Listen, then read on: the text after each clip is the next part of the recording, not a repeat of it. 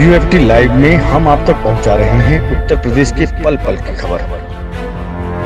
आप देख रहे हैं चुनावी दंगल।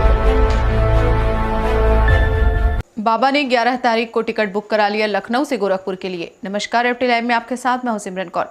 श्रावस्ती पहुंचे सपा राष्ट्रीय अध्यक्ष अखिलेश यादव का हेलीकॉप्टर भिनगा के पुलिस लाइन में उतरा, जिसके बाद अखिलेश यादव स्टेडियम में बने कार्यक्रम स्थल पहुंचे, जहां दोनों विधानसभा के उम्मीदवार सहित सपा कार्यकर्ताओं ने जोरदार स्वागत किया। कार्यकर्ताओं ने अखिलेश यादव को गदा भेंट की व ताश पहनाया। अखिलेश ने मंच से कार्यकर्ताओं को संबोधित किया, साथ ही भाजपा पर जमकर निशाना भी साधा।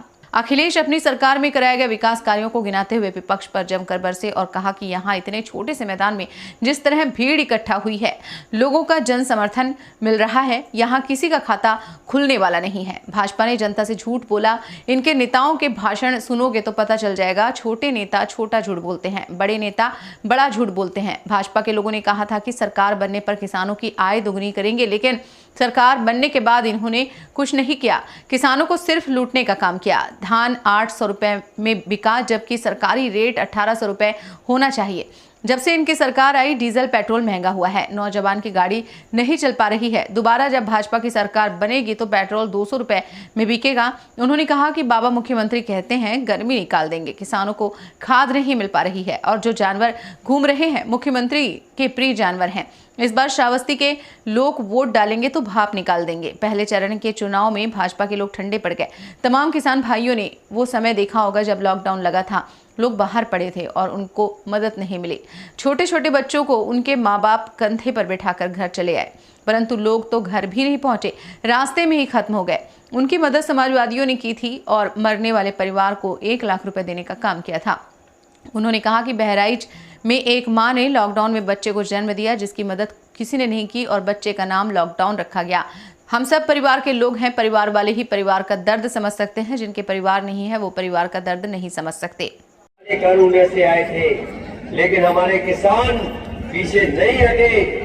700 से ज्यादा किसानों की जान चली गई, लेकिन किसान झुका नहीं।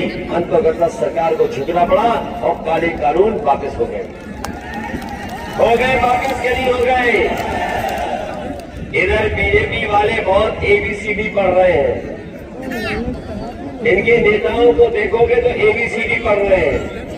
A फॉर ये, B फॉर ये, N फॉर ये, S फॉर ये। हमने भी कहा ये अंग्रेजी छोड़ो, हिंदी में इनको बता दें। हमने कहा कि काका गए हैं तो बाबा भी जाएंगे, कोई रोक नहीं सकता।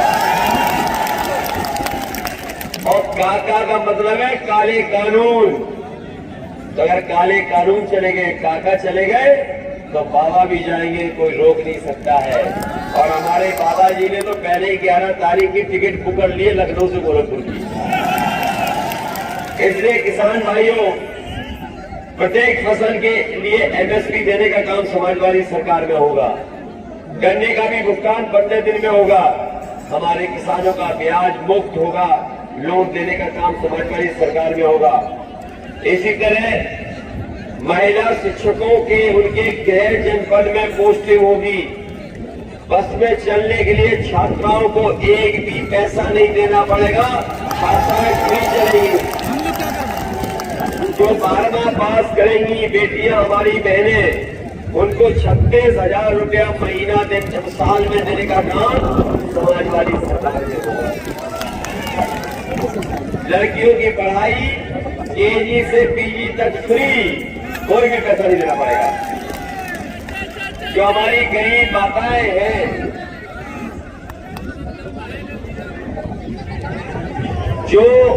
जो हमारी गरीब माताएं हैं, उनकी मदद समाजवादी पेंशन से कर रहे थे, समाजवादी पेंशन से मदद कर रहे थे।